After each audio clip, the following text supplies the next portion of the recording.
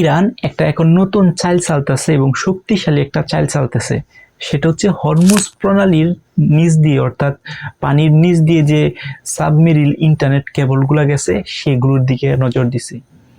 অর্থাৎ এই যে হরমুজ প্রণালী আছে, হরমুজ প্রণালী হচ্ছে ইরানে এতদিন ব্যবহার করতো, জাহাজ চলাচল নিষিদ্ধতা ছিল, অর্থাৎ জাহাজ তাদের অনুমতি ছাড়া কোনো বাণিজ্য জাহাজ এই পথ দিয়া, অর্থাৎ হরমুজ প্রণালী দিয়া আসা যাওয়া করতে পারতেছিল না।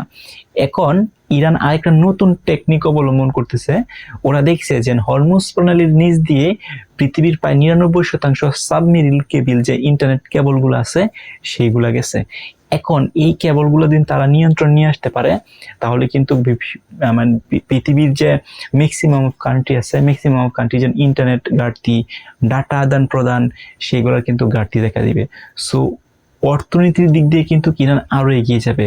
অলরেডি কিন্তু ইরান শোনা যাচ্ছে, বলতেছে যে এই যে সাবমেরিন কেবলগুলো যে হরমুজ প্রণালীর নিচ দিয়ে গেছে তাদের জন্য নাকি টুলের ব্যবস্থা করতেছে, বা হচ্ছে একটা ট্যাক্সের ব্যবস্থা করতেছে, যাতে করে এই যে সাবমেরিন যে কেবলগুলো আছে হরমুজ প্রণালীর নিচ দিয়ে যেতে গেছে, এগুলোর উপরে যদি টুল বা ট্যাক্স না দেওয়া হয় তাহলে এইগুলা তারা নিয়ন্ত্রণ নিয়ে আসবে, অর্থাৎ সাবমেরিন কেবলগুলোকে ডিসকানেক্ট করে দিবে। আর এই সাবমেরিন কেবলগুলোকে একবার ডিসকানেক্ট করে দিলে পৃথিবীর যে কান্ট্রিগুলো আছে, এক কান্ট্রি থেকে অন্য কান্ট্রি বা এক দেশ থেকে এক দেশের যে ইন্টারনেট ব্যবস্থা আছে সেটা কিন্তু উইক হয়ে যাবে। তো বাংলাদেশ সহ বা আরো যে কান্ট্রিগুলো আছে সেই কান্ট্রিগুলোর মধ্যে কিন্তু ইন্টারনেটের একটা হচ্ছে বড় ধরনের ক্ষতি হতে পারে এবং ইন্টারনেটের অভাব দেখা দিতে পারে। আর এখন রাইট নাও বর্তমানে কিন্তু ইন্টারনেট একটা গুরুত্বপূর্ণ বিষয়, প্রত্যেকটা দেশের জন্য ইন্টারনেট একটা গুরুত্বপূর্ণ বিষয়। আবার ফেসবুক বলেন, গুগল বলেন, মাইক্রোসফট বলেন, এরকম টেক জায়ান্ট যে কোম্পানিগুলো আছে, এই টেক জায়ান্ট কোম্পানির কিন্তু গুরুত্বপূর্ণ যে ডাটাগুলো আছে, এই ডাটাগুলো কিন্তু অপটিক্যাল ফাইবার কেবলের মাধ্যমে যায় এবং সাবমেরিন কেবলের মাধ্যমে কিন্তু ইন্টারনেট ব্যবস্থাপনা হয়।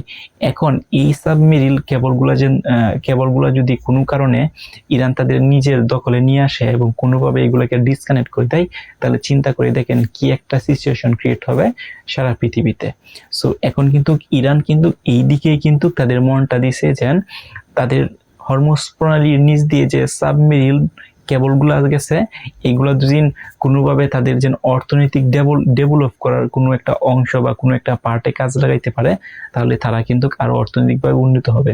তার মানে হচ্ছে হয়তোবা সাবমেরিন কেবল যেহেতু হরমুজ প্রণালীর নিচ দিয়ে গেছে, তাহলে কিন্তু এখন ইরান চাইবে যে এই সাবমেরিন কেবল তাদের এলাকা বলতে হরমুজ প্রণালীর ভিতর দিয়ে গেছে দেখা তাদেরকে একটা টুল বা তাদেরকে একটা ট্যাক্স বা সামথিং লাইক দ্যাট এরকম একটা কিছু দিতে হবে।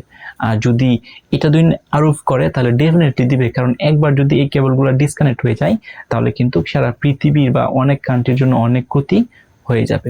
সো আপনাদের মতামত কি? এই সাবমেরিন কেবলের উপরে কি ট্যাক্স আদায় করবে ইরান?